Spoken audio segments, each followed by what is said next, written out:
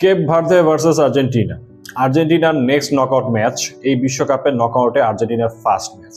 যেই ম্যাচটা নিয়ে রাইভালরা অনেক মজা নিতেছে যে আর্জেন্টিনা এবং মেসিকে আরো একটা বিশ্বকাপ জিতানোর জন্যই ফিফা ইচ্ছে করে এরকম একটা ফিক্সচার রাখছে যাতে আর্জেন্টিনার সাথে কেপ ভার্দের মতো একটা ইজি অপোনেন্ট পাইছে, যাতে আর্জেন্টিনা ইজিলি সব বাধা দূর করে আবারও একবার বিশ্বকাপে ফাইনাল যেতে পারে এবং বিশ্বকাপ জিততে পারে।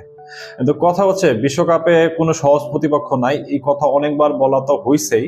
তবে মোস্ট ইম্পর্টেন্টলি যেটা হচ্ছে কেপ ভার্দে, কঙ্গোর মতো যেই নতুন আফ্রিকান দেশগুলো এবার বিশ্বকাপ খেলতে আসছে, তারা যেরকম পারফরমেন্স দিচ্ছে বড় টিমগুলোর এগেনস্টে, তারপরে কিন্তু এই কেপ ভার্দেকে হেলাফেলা করা কোনো উপায় নাই। এটা রাইভালরা যতই মজা নেক, আর্জেন্টিনা ফ্যানরা কিছুটা হইলেও একটু ভয় আছে, কিছুটা টেনশনেও আছে যে কেপ ভার্দে কোনো চমক দেখায় দেয় কিনা, পচা শামুকে পা কাটে কিনা। স্পেশালি কঙ্গোর পারফরমেন্সের পর ইংল্যান্ডের সাথে তারা যে পারফরমেন্সটা দিছে, যদিও তারা পারে নাই, ইংল্যান্ডের কাছে হেরে গেছে, কিন্তু এরকম পারফরমেন্স দেখে কিন্তু আর্জেন্টিনা ফ্যানরাও কিছুটা হইলেও একটু ভয় পাচ্ছে অথবা টেনশনে আছে।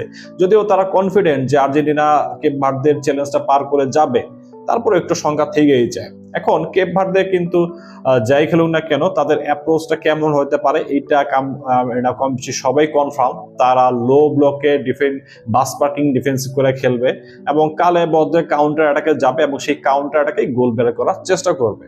তো আর্জেন্টিনা কিন্তু এই বিশ্বকাপে এই একদম লো ব্লকে বাস পার্কিং ডিফেন্সের এগেনস্টে পড়ে নাই। এক্সপেক্ট করতেছিলাম যে জর্ডানের সাথে হয়তো বা তারা এই বাস পার্কিং ডিফেন্সের তারা ফেস করবে, বাট জর্ডানের যেহেতু কিছু হারানোর ছিল না, তারা কিন্তু সেরকম লো ব্লকে সিটব্যাক করে খেলা নাই, তারা কিছুটা সাহসী ফুটবল খেলার চেষ্টা করছে।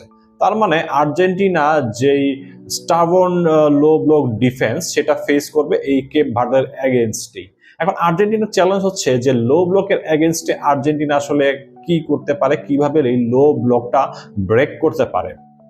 ফার্স্ট অফ অল, আর্জেন্টিনা কিন্তু এখনো তাদের ফুল পটেনশিয়াল শো করে নাই। আর্জেন্টিনা গোল করছে 8টা, যার মধ্যে 6টাই আসছে লিওনেল মেসির পা থেকে, এবং এই 8টা গোলের মধ্যে ম্যাক্সিমাম গোলের অ্যাটেম্প নেওয়া হয়েছে বক্সের বাইরে থেকে অথবা বক্সের সামান্য ভিতরে, এবং 2টা গোল আসছে ফ্রি কিক থেকে, একটা গোল আসছে পেনাল্টি থেকে। মানে ন্যাচারাল ওপেন প্লে বিল্ড আপে যেমন বক্সে একটা ক্লিয়ার কাট চান্স ক্রিয়েট হবে এবং সেখান থেকে গোল হবে, এইভাবে কিন্তু আর্জেন্টিনা গোল করে নাই।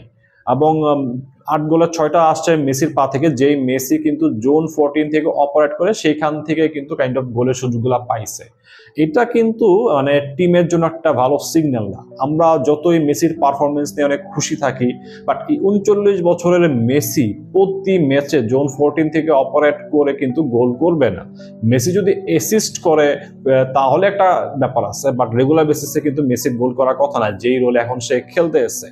তার মেসির এই গোল করে কেন আর্জেন্টিনা উদ্ধার করতে হচ্ছে, কারণ আর্জেন্টিনার বাকিরা কিন্তু তাদের সেরাটা দিতে পারতেছে না, তাদের লেভেলে পারফরমেন্স করতেছে না।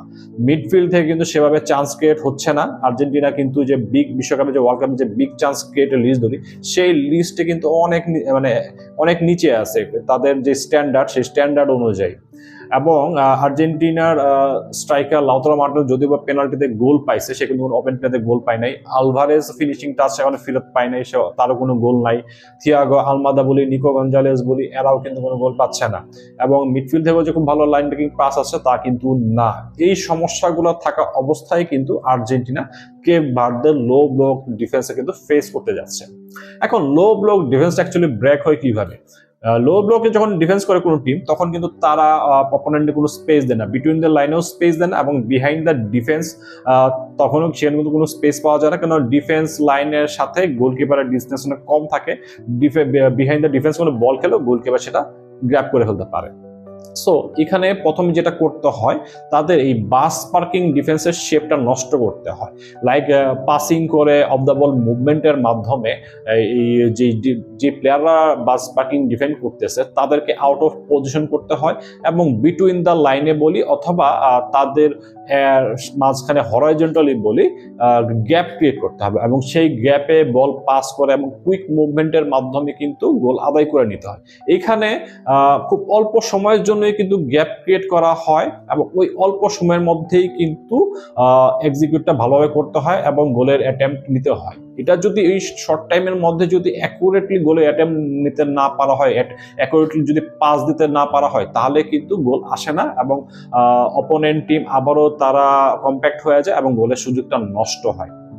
অপোনেন্টের ডিফেন্স লাইন ব্রেক করা বাদও আরো কয়েকভাবে গোলটা আসে, সেটা হচ্ছে বক্সের বাইরে থেকে লং রেঞ্জ শট নেওয়া, কিংবা সেট পিস থেকে হেডে গোল দেওয়া, কিংবা ফ্রি কিক অথবা কর্নার কিকের মাধ্যমে গোল দেওয়া।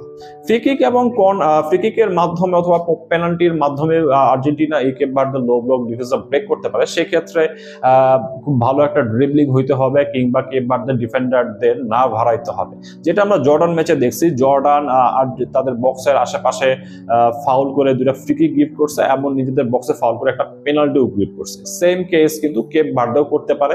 কেপ ভার্দেরও হাই চান্স আছে তারা বক্সের আশেপাশে কিংবা বক্সের মধ্যেই ফাউল করে আর্জেন্টিনাকে পেনাল্টি অথবা ফ্রি কিক গিফট করতে পারে। এবং এখান থেকেও কিন্তু আর্জেন্টিনাকে ডিসিসিভ হইতে হবে, পেনাল্টি না পাক ফ্রি কিকও যদি পায় বক্সের আশেপাশে, সেখান থেকে ডাইরেক্ট শটে গোল করতে হবে। এছাড়া যেটা হইতে পারে যে বক্সের আশেপাশ থেকে কিন্তু অনেকগুলো শট নিতে হবে, লং রেঞ্জ শট, এবং এই লং রেঞ্জ শটে কিন্তু গোল আদায় করে নিতে হবে। যদি ওপেন প্লেতে শর্ট পাসিং এর মাধ্যমে অপোনেন্টের ডিফেন্সে গ্যাপ ক্রিয়েটের মাধ্যমে যদি গোল না আসে। আরেকটা হচ্ছে গিয়ে কর্নার কিক কিংবা বক্সের আশেপাশে ফ্রি কিক পারে, সেখান থেকে হেডে গোল দেওয়া। সো কোন কয়েকটা যেই মেথডগুলো বললাম, যে গ্যাপ ক্রিয়েট করা এবং কুইকলি সেই গ্যাপটা এক্সপ্লয়েট করা, লং রেঞ্জ সেটা গোল করা, কিংবা সেট পিসে হেডে গোল করা। লং রেঞ্জ শটের জন্য এখন পর্যন্ত সবচেয়ে সাকসেসফুল প্লেয়ার হচ্ছে লিওনেল মেসি। বক্সের বাইরে কিংবা বক্সের সামান্য ভিতর থেকে সে বেশ কয়েকটা গোল করছে। এরকম গোলের অ্যাটেম্প্ট কিন্তু আরো নিতে হবে। এখন বক্সের বাইরে থেকে আশেপাশ থেকে লং রেঞ্জ শটে গোল করার মতো এক্সপার্ট আর কে কে আছে? থিয়াগো আলমাদা আছে, যে কিনা এখন পর্যন্ত তার ফর্মটা ফিরে পায় নাই, তার কনফিডেন্সটা ফিরে পায় নাই, এবং তেমন কোনো অ্যাটেম্পটও তার মধ্যে থেকে দেখা যায় নাই। এরকম আরো গোল করতে পারে কিন্তু নিকো পাচ। এই ম্যাচে নিকো পাচ এবং মেসির মধ্যে একটা পজিশন কনফ্লিক্ট আছে। দুজন কাইন্ড অফ সেম ফুটেড এবং সেম রোলের প্লেয়ার, তারা কিন্তু কাইন্ড অফ সেম জোনে অপারেট করে, যেই কারণে কিন্তু এই দুইজনকে একসাথে পিচে সেট করাটা কিছুটা ট্যাকটিক্যাল চ্যালেঞ্জ ক্রিয়েট করে। তো এই কেপ ভার্দে ম্যাচে নিকো পাচ এবং মেসিকে যদি একসাথে স্টার্ট করানো হয়, তাহলে কিন্তু এই যে লং রেঞ্জ শটে যে গোল করার অপশন, তাহলে কিন্তু একটা বেশি বাড়বে। কারণ ক্লাবে আলমাদার থেকে কিন্তু নিকো পাচ বেটার ফর্মে ছিল, গোল স্কোরিং ফর্মে। এরপরে আসে এরিয়াল থ্রেট কিংবা হেডে গোল করার অপশনটা। আলমাদার জায়গায় যদি নিকো পাচকে স্টার্ট না করা এবং স্কালোনি যদি একজন জেনুইন লেফট সাইডের প্লেয়ার চায়, in that case Nico Gonzalez কিন্তু স্কালোনি ট্রাই করে দেখতে পারে। এই প্লেয়ারটাকে নিয়ে আর্জেন্টিনা ফ্যানরা অনেক বিরক্ত হইল। নিকো গঞ্জালেসকে কিন্তু স্কালোনি দলে রাখছেই এরিয়াল ডুয়েলস জেতার জন্য কিংবা হেডে গোল দেওয়ার জন্য। সো হেডে গোল দেওয়ার জন্য যে এই প্লেয়ারটাকে নেওয়া, সেই প্লেয়ারটাকে এই লো ব্লক ডিফেন্সের এগেনস্টে হেড করার জন্য অবশ্যই টিমের ফার্স্ট 11-এ রাখা যায়। আরেকটা নাম আমি এখানে মেনশন করবো, যেই নামটা কিন্তু আরো অপছন্দের, সেও নিকোলাস, এবং সে হচ্ছে নিকোলাস ওতামেন্দি।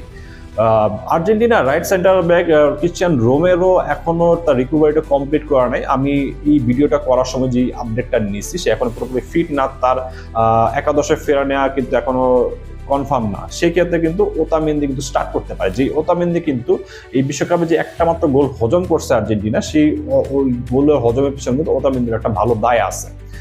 তারপরেই ওতামেন্দির উপর ভরসা করতে হবে। এবং ওতামেন্দির একটা স্ট্রেংথ হচ্ছে ভালো, সে কিন্তু এরিয়ালি স্ট্রং এবং সে কিন্তু সেট পিস থেকে কিংবা কর্নার কিক থেকে হেডে গোল দিতে পারে। এই কেপ ভার্দে যদি লো ব্লক ডিফেন্সে খেলে এবং এই ডিফেন্সটা ব্রেক করার জন্য যদি সেট পিস কর্নার কিকের উপর আর্জেন্টিনাকে ডিপেন্ড করতে হয়, তো হেডে গোল করার জন্য ওতামেন্দি কিন্তু একটা ভালো অপশন হবে।